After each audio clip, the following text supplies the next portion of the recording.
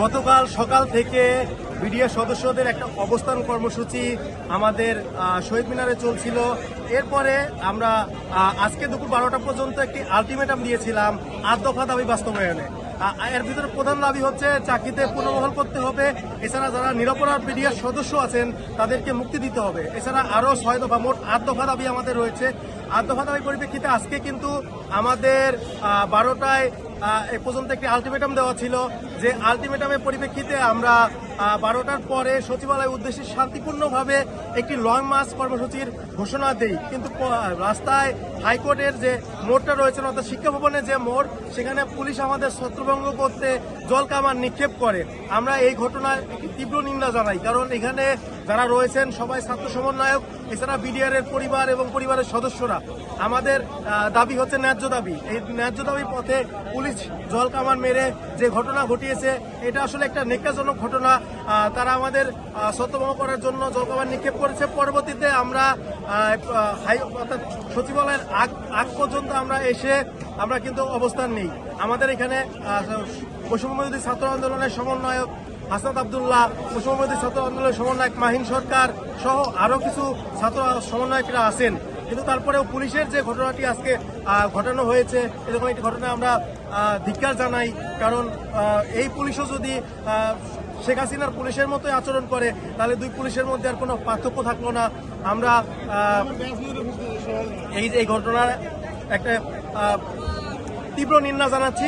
পাশাপাশি আমাদের দাবি না আদায় হওয়া পর্যন্ত আমরা রাজপথ ছাড়বো না। আমাদের 8 দফা দাবি পূরণ করতে হবে। 8 দফা দাবি পূরণ না করলে আমরা এই রাজপথ থেকে যাব না। আচ্ছা, এই যে আপনাদের এখান থেকে যে কিছু প্রতিনিধি সচিবালয়ের দিকে গিয়েছিল, তো সেখানে কি ধরনের কথাবার্তা হয়েছে এবং তাদের পক্ষ থেকে কি বলা হয়েছে? এখন পর্যন্ত তারা যায়নি। তারা হাসনাত আবদুল্লাহ এসেছে, সে বোঝানোর চেষ্টা করছে যে এখান থেকে আমাদের সরে যেতে, কিন্তু এখান থেকে যদি আমরা সরে যাই তাহলে আমাদের আন্দোলনটি সম্পূর্ণ শেষ হয়ে যাবে।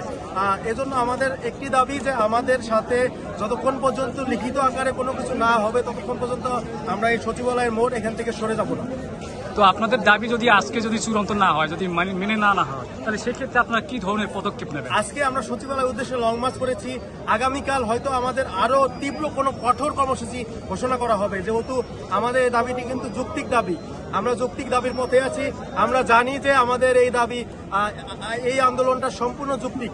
এই আন্দোলনের সাথে পুরা বাংলাদেশের মানুষ আছে, পুরা ছাত্র সমাজ আছে, সবাই আছে, সচেতন মহল আছে। আমরা মনে করি এই দাবিটি পূরণ হবে, এটা আমাদের সকলের কাম্য।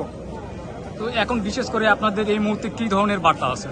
এখন দেশবাসীর কাছে একটাই বার্তা, যে আপনারা যারা সাধারণ মানুষ রয়েছেন, দেশবাসী রয়েছেন, তারা আমাদের সাথে আসুন, আমাদের সাথে একত্রতা ঘোষণা করুন, আমাদের সাথে এক হয়ে আমাদের এই আন্দোলনে আপনারা শরিক হন। কারণ আমরা যৌক্তিক আন্দোলন করছি। এই বিডিআর ঘটনায় আমরা কেন আন্দোলন করব? এটা তো আমাদের পাওনা। অর্থাৎ 2009 সালের পর থেকে এখন পর্যন্ত আমরা 16 বছরে নির্যাতিত হয়েছি। এখনও যদি সেই নির্যাতিত হই, আমাদের আন্দোলন করে আমাদের দাবি আদায় করতে হয়, তাহলে তো আমাদের আগের সরকার আর এই সরকারের মধ্যে আমি কোনো পার্থক্য দেখছি না। তো সরকারের সাথে তো আপনারা বসে বিষয়টা আপোষ করতে পারতেন, সেটা না করে আপনারা আন্দোলনে কেন আসবেন? সরকারের পক্ষ থেকে এখন পর্যন্ত কোনো সুনির্দিষ্ট বার্তা দেওয়া হয়নি। যেমন গত 10 তারিখে কিন্তু যারা জেলবন্দি তাদের একটা শুনানি ছিল, সেখানেও কিন্তু আমাদের সাথে প্রতারণা করা হয়েছে।